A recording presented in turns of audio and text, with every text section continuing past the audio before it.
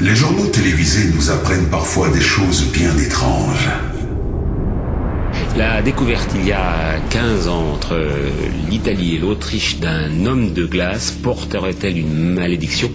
8 personnes l'ayant approché sont en effet décédées. Personne n'avait imaginé réveiller sa colère. À commencer par le randonneur qui l'avait découvert. Le secouriste venu à sa rescousse a lui été terrassé le lendemain par une crise cardiaque. Même punition pour le chef de la mission scientifique et son guide qui l'avait déplacé.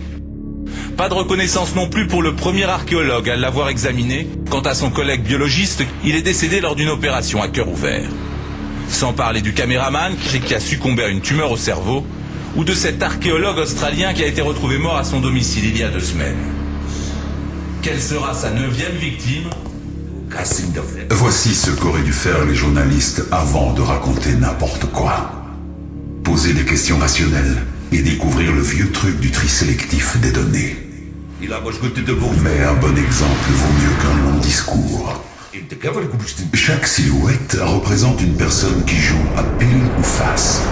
La probabilité est de 1 chance sur 2 à chaque reprise. À chaque lancer, la moitié des joueurs obtient donc face et rejoue. Les gagnants peuvent rejouer encore et encore. À la fin du jeu, un joueur peut avoir gagné à tous les coups. Si l'on ne regarde que lui, c'est un miracle. Mais si on le replace parmi toutes les données, il n'y a rien d'anormal. C'est grâce à cette technique du tri sélectif que la momie Otzi, découverte en 1991, est devenue une momie tueuse. Il aurait donc fallu commencer par demander parmi combien de centaines ou de milliers de personnes figuraient les 8 personnes décédées. Ensuite, découvrir que les morts étaient survenus sur une période de 15 ans. Je peux vous prédire que dans 50 ans, tous ceux qui l'ont approché seront morts. Enfin, on pouvait aussi se questionner sur l'âge des personnes décédées, ou leur métier à risque, comme les alpinistes. Un dernier petit exemple amusant. Vous venez de penser à une personne que vous n'avez pas vue depuis des années, quand le téléphone sonne pour vous apprendre sa mort.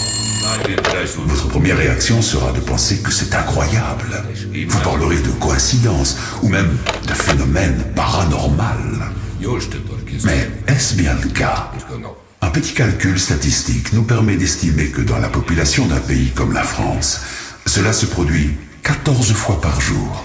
Ce qui serait incroyable, c'est de ne connaître personne à qui c'est arrivé. Comme vous le voyez, le doute nous libère de nos croyances en tout genre. Mon nom est Lazarus et je vous souhaite bien le bonjour.